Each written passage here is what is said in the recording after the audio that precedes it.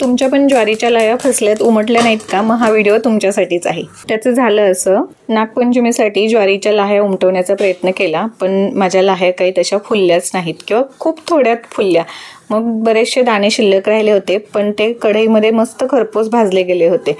आता हे दाणे काय करायचे, दळणामध्ये देऊ शकले असते, पण त्याला पण अवकाश होता। मग म्हटलं चला मिक्सरच्या भांड्यामध्ये याची जाडसर पूड करून घेतली, रव्यासारखं जाडसर दळून घेतलं। आपण उपीट करतो त्या पद्धतीनंच तेलावरती कांदा, टोमॅटो, मिरची, कोथिंबीर, कढीपत्ता, जिरी, मोहरी हे सगळं टाकून छान फोडणी तयार केली।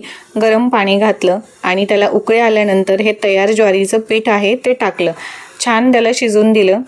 गरजेनुसार पाणी तुम्ही कमी जास्त करू शकता।